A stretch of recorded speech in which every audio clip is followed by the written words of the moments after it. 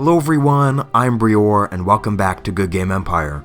Right now, tensions on the US1 server are at a high, with many players, myself included, expecting the server war between the Kingdom of Nef and the Misk to resume at any moment. Because my alliance is part of the Misk, we're preparing for war. I thought now would be a great opportunity to share that process with all of you, and to that end, I have composed a list of 13 steps that I think will help you get prepared for any incoming mass attack. Let's start with what I hope should be painfully obvious.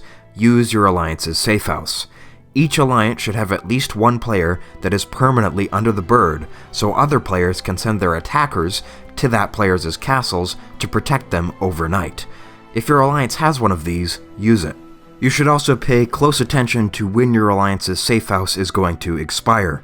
The longest period of time any one player can purchase protection mode for is 2 months, and after that 2 months, it will take them about 48 hours to go back under the bird. During that time, be sure to rotate in somebody else who's under the bird so your attackers never have to go without protection. Another thing that you can and should do is get signed up for your alliance's text notification system. Some alliances have a website or an app that you can use, while other alliances might just post their cell phone numbers on a thread in the notice board. This is a little bit less secure, but it's very important that you should be notified in the event of an attack so you can get online and defend or move around your troops and/or castellans. Also, don't be that player who just sits back and lets others notify him.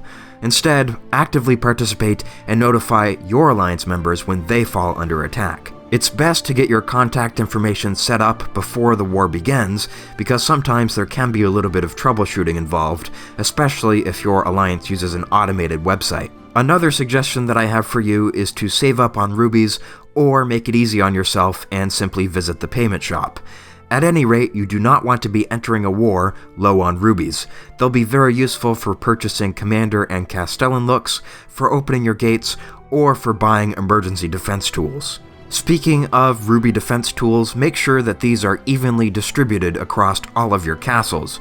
You won't just need them in your main castle, but likely also your outposts, your main castles in the Outer Kingdoms, and maybe even in your resource villages if things get rather nasty. If your resource villages do fall under attack and you do not have ruby tools there, you can always buy some from the armorer, but they might not be discounted at that moment in time, so I would recommend you take care of it before the war even begins. On the subject of defending RVs, here's something I've done at the beginning of every previous war that I believe has always worked out for me. I've sent around 50 defenders to each of my resource villages that is more than 50 units for my main castle. The reason for this is twofold. When these RVs come under attack, normally it's from fast-moving troops, and you will not have time to get support there. But most players who set out to capture resource villages do not expect the defender to have any troops stored in that location, save, of course, from the mandatory one. Resource village thieves are also normally sending out dozens and dozens of attacks at the same time, and they're too lazy to spy each target individually. What I'm getting at here is that with just 50 defenders in your resource village, you will be able to defend it against most incoming capture attacks, which will save you a big headache. However, a more permanent solution might be to drop those RVs and simply steal RVs that are much closer to your castle. Personally, I'm not keen on stealing RVs from low-level players who otherwise aren't involved in the war, but if you're heartless, I believe this is the most pragmatic way to go. However, Goodgame Studios recently introduced the feature of private resource villages, and over time, players will want to invest in those private resource villages because number one, they can be more powerful, and number two, they can't be stolen because other players can't find them on the world map. So over time, this will become less of a problem. If you've already bought all of the private resource village tokens you can, there are a few other things you might consider purchasing in the Samurai and Nomad Invasion shops. First, and most obviously, this is where you can buy lime bombs and/or throwing nails. These two tools have different graphics but are of course the same thing, and they increase the combat strength of melee soldiers on your wall. Very good to have. However, you might also consider purchasing special troops from these shops. From the Samurai Invasion shop, you can get fast-moving attackers and strong defenders. If you hoard Samurai tokens outside times of war, this can be a great way to purchase thousands of troops at once and always jump into a war prepared. One thing that myself and many other players do upon first suspecting that a war is coming is to kill off as many coin attackers as we can. As you guys know, if you've been paying attention to my previous videos, I recruit just about only veteran heavy crossbowmen, and I use these troops to clear out my nomad camps, my robber barons, and just about everything else. However, these troops aren't going to be very useful during a time of war, because I would not send coin troops of that caliber against PvP targets. In fact, the only thing they'll do during a war is eat my food and present a risk of being sniped. Therefore, it's best to kill them off productively by attacking nomad or samurai camps, or foreign invaders, or whatever else is around at the time, than it is to lose them to an enemy attack. When an enemy attack kills all of your troops, that's bad for two reasons. Most obviously, and I think by definition, you've just lost those troops, but there's a second factor you might not have considered, and that is the enemy's morale.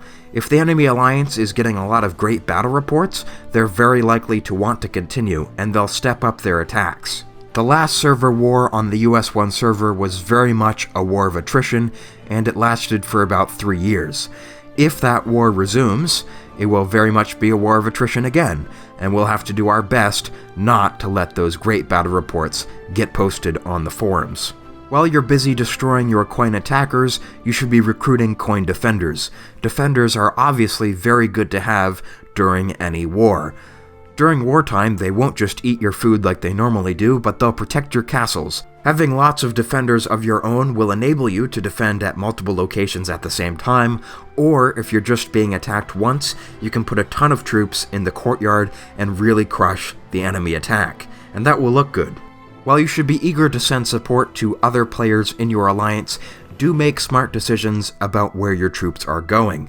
Some players do not have the proper Castellan equipment to defend, or they just don't know how, in which case you'll be losing a lot of troops that you otherwise wouldn't be. Try to help these players out by advising them in the alliance chat, but if it's clear that the battle report is not going to go well, do not support them with your troops, and especially do not send your best Ruby defenders. This actually goes for your own castles as well. If there's a very powerful attack coming in and you don't have 50k in support, maybe defend another day and let your troops survive. Just open the gate or firecast.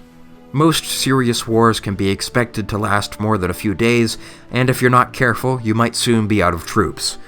If you have firecasts, and you absolutely should, make sure you know where they are in your inventory. This also goes for other special equipment sets. Maybe you have a sneaky commander that you want to put together, or some other monstrosity like a fire commander. Hopefully you will not be using your NPC commanders as much when a war breaks out, so you should feel free to temporarily replace them with special commander sets like the ones I just mentioned. Pay careful attention to whether or not your best equipment is upgraded, and when the Technicus comes around, take advantage of that. If you have a brand new commander that's very powerful, let's say you just got the Master Summoner, that's not going to be very useful unless it's actually been upgraded at the Technicus, and you might very well be waiting for that guy to appear for several days. So it's best to take care of that before the war actually begins. In this clip, I'm busy upgrading one of my Fire Castellans, and I'm sure it will eventually prove worth it. You should also keep an eye out for special equipment deals at the Equipment Trader, not just to buy full equipment sets, but rather to buy Commander and Castellan looks at a steeply discounted price. Equip those with a wall space gem or a courtyard gem, or really whatever you prefer, and you'll be good to go. I mention this because if you have an attack coming in and you just then decide to purchase a Castellan look, for example, a discount might not be running and you won't get the best value for your rubies. One other tip that I have for you is to survey your local area.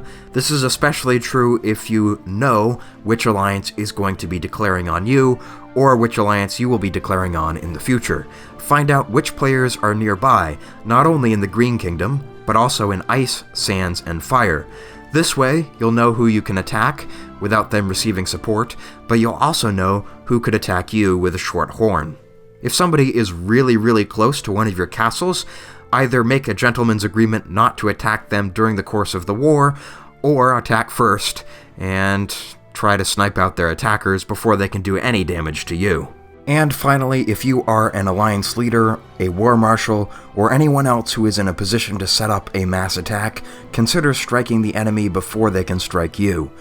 Wars are often won in the first few opening hours, and if your alliance is the one that delivers the surprise attack, you'll have a greater chance of coming out on top. Alright, I think that's more than 13 tips, so I'm going to go ahead and wrap up today's video. If you found it helpful, please do help me out by either subscribing to the channel or leaving a like on this video, and if there's anything that you think I missed, do be sure to let me know with a comment down below. As always, I've been Brior, thank you for watching, and I'll see you next time.